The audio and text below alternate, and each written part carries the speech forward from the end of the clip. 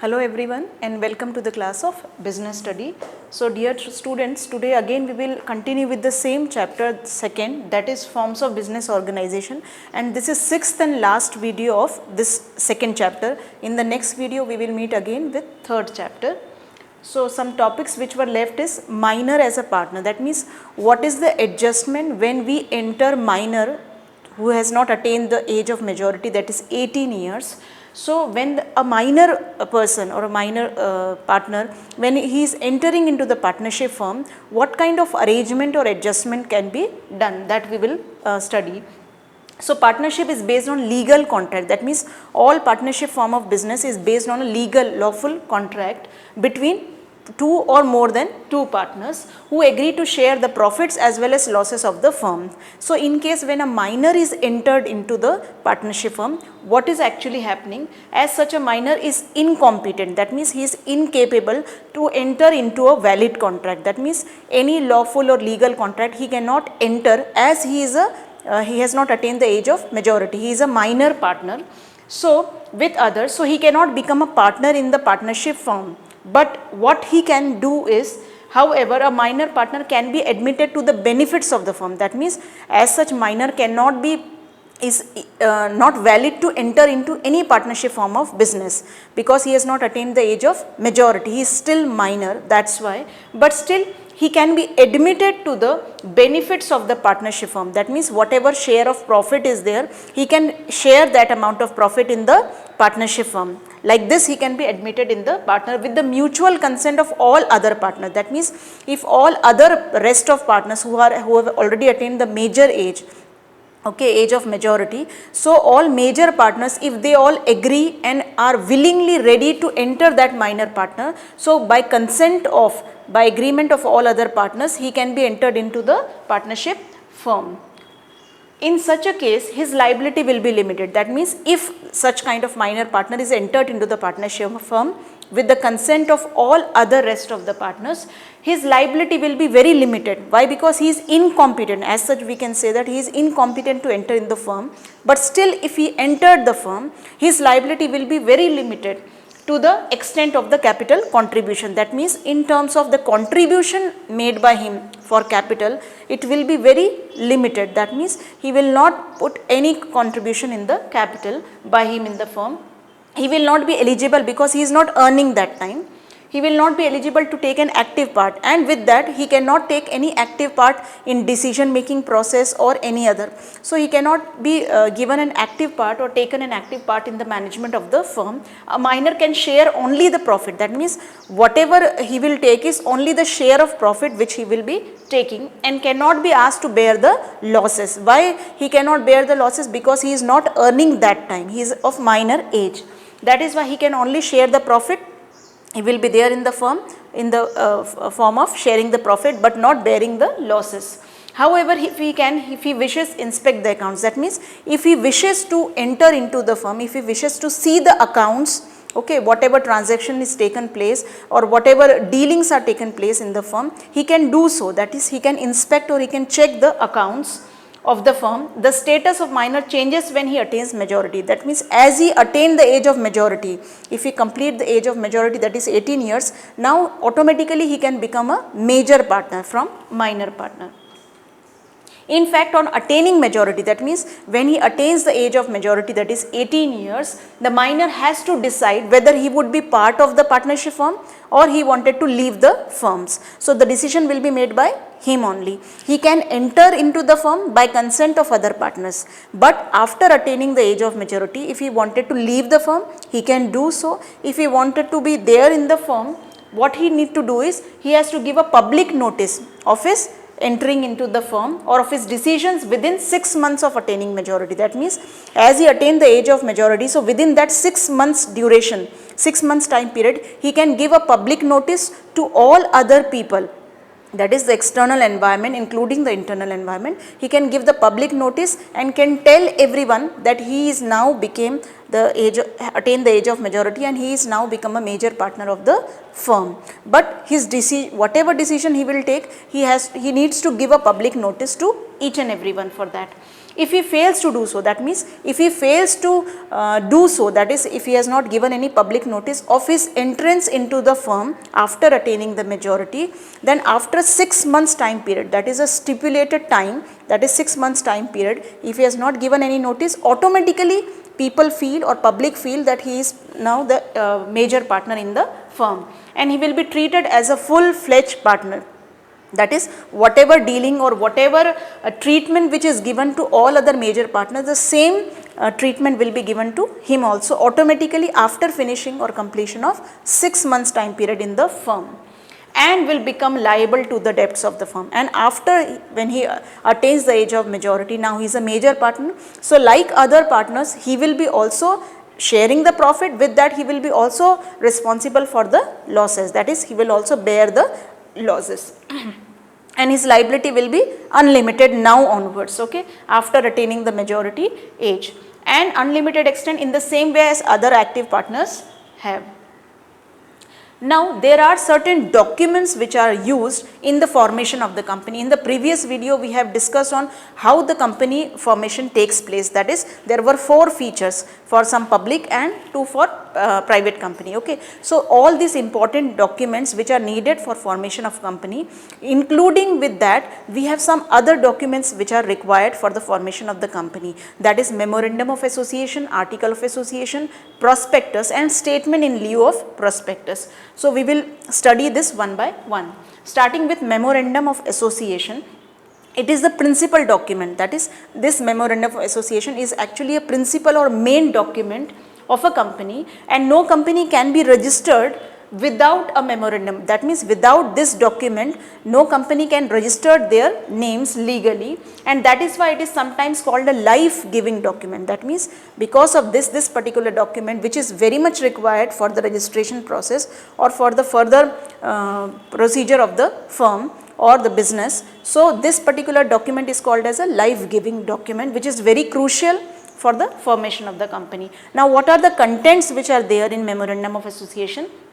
First is name clause. That means, as I said, that this is life-giving document, which is very important for the purpose of registration of the company. So, there are certain contents. The first is the name clause. That means, here this clause contains the name of the company. Now, here the company needs to write the company's name. That means, he has to mention the name of the company with which they will be continuing the business. So, the proposed name, whatever name which they have proposed or which they are suggesting or proposing, that should be there in the name clause, and which will be the identificator similar to the name of another existing company. That means, the name should not be the same or of any other existing companies. That means, the name should be different. No such other company will be existing at that particular moment or at that particular time of same name. So, name should be different. Okay. Second is situation clause. When we say situation, means location we can call or address we can call. So, this clause contains the name of the state in which the registered office of the company is to be situated. That means, the name of that particular address where this registered office is available, that should be included or that should be mentioned in this situation clause. Now, third is object clause. Now, here object means aim or purpose. Okay. So, for which purpose or with which objective this particular firm is being started, that should be mentioned here clearly in this clause. So, this clause defines the objective or aim with which the company is formed. That means, why company is formed, why company is continuing. So, the aim, purpose or objective of that should be mentioned here clearly. A company is not legally entitled to any business. That means, this particular company is not illegally or legally entitled to any business other than that specified in the object clause. That means, legally or lawfully, whatever aim or purpose they are mentioning in this object clause must be very clear. They must follow that objective only, not any other objective. Fourth is liability clause. Now, here liability means what are the responsibilities and what are the limitations of the liability which should be mentioned here. So, limits which we need to mention. So, this clause limits the liability of the members to the amount unpaid on the shareholders by them. That means, whatever amount which from shareholders they are, whatever shares they are issuing and whatever amount they are inviting from the public, that should be clearly mentioned here. And what are the liabilities of the firm to their shareholders, at least the amount which should be mentioned properly here. And fifth is capital clause. Now capital clause here means what is the contribution of the capital, okay, by each and every member should be mentioned here. So this clause specifies the maximum capital, that is what is the total or maximum capital with which the company is started will be authorized to raise. That means what is the whatever capital with which they have started, that is the total amount, that will be called, as all the business are legal business, lawful business. So that part of capital which with which they have started the business will be called as authorized capital, okay. So this authorized capital which should be mentioned here to raise through the issue of shares called this authorized capital. That means whatever shares they are inviting from the public and with which the amount which shareholders are investing in the company, that will be called as authorized capital, okay. So that amount will be mentioned here in capital clause. Other than memorandum of association, meaning and contents we completed. Now second document is article of association. So the article of association are nothing but rules and regulations. So do's and don'ts, that means in every school, in every institute, office or any firm, there are certain rules and regulations which must be followed by all the members. So article of association is exactly like that only. So which are mentioning the rules of the internal management of the business, of the firm or affairs of the company. The article defines the duties, that means in this article of association basically they are mentioning about the rules and regulations which need to be followed by each and every member in the company, and what is the internal management of the firm, internal administration of the firm, the policies, everything is mentioned here.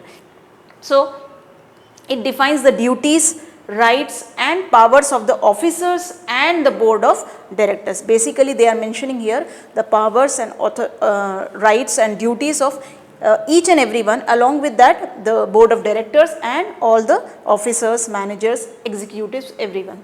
Okay, now what is the content of this article?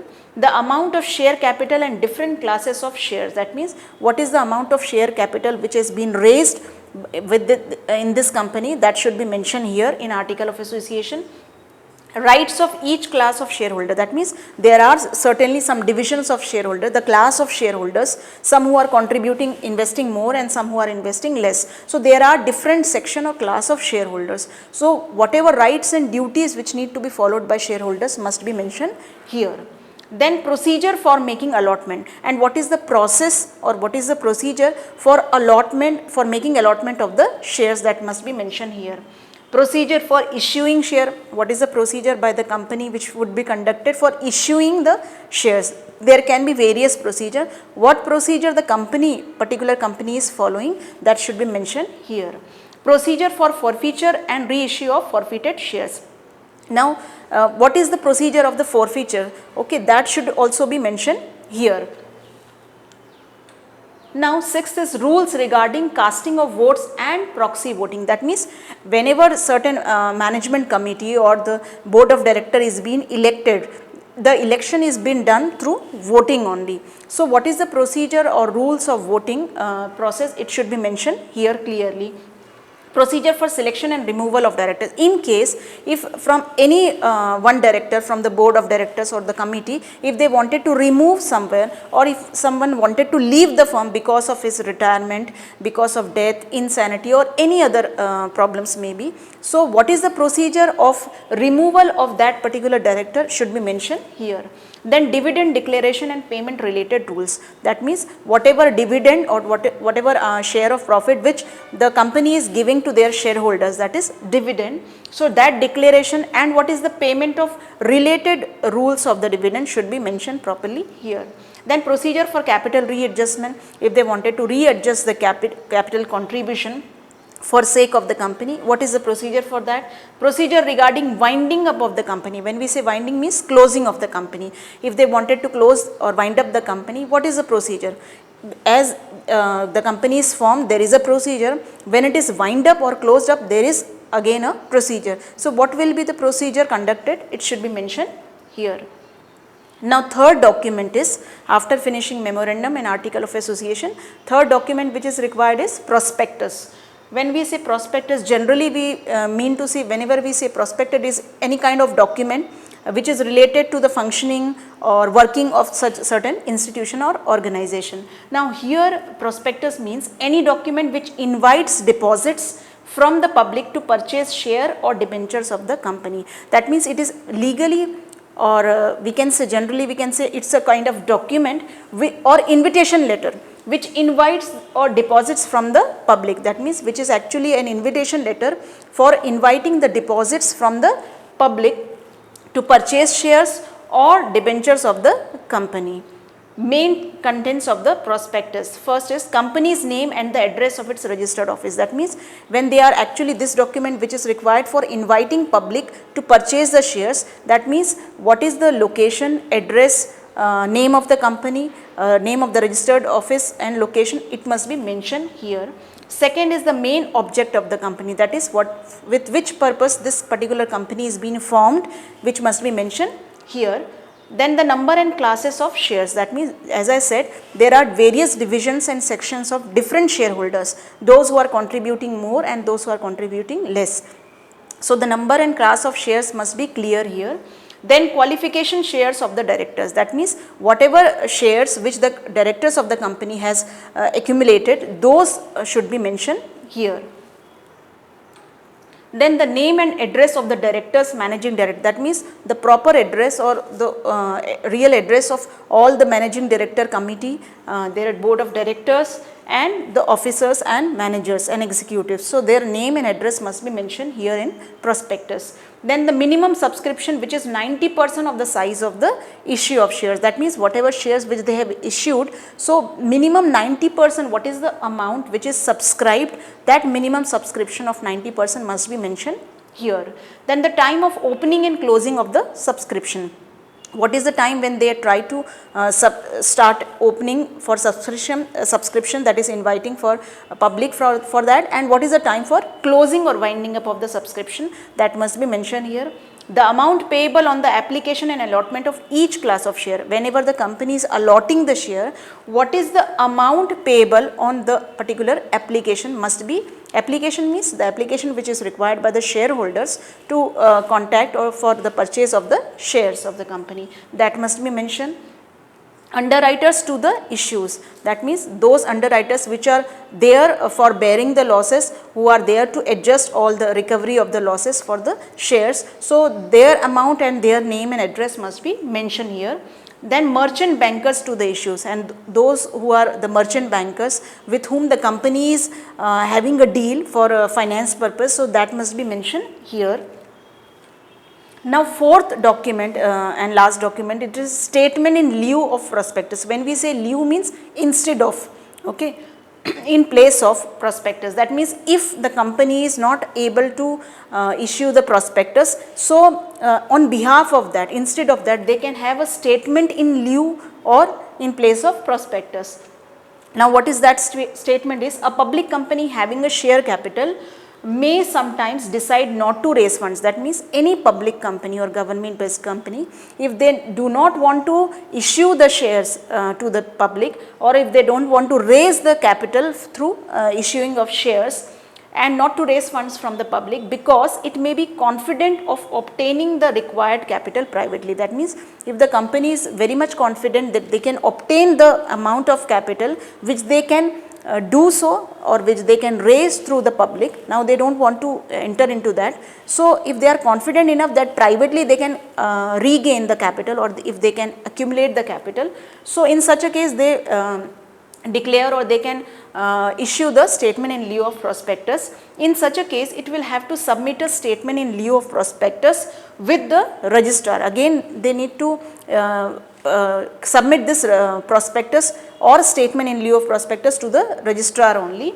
So in case if they do not want to issue any prospectus, they can do so, that they will have to submit a statement in lieu of prospectus with the registrar of the companies, and it contains information much similar to that of a prospectus. That means whatever information which is required in statement in lieu of prospectus, it is just similar to the contents of the prospectus. So this is how now we have completed today's video. We will meet again in the next video with a different chapter, that is third chapter we will start. Till then, thank you. Goodbye.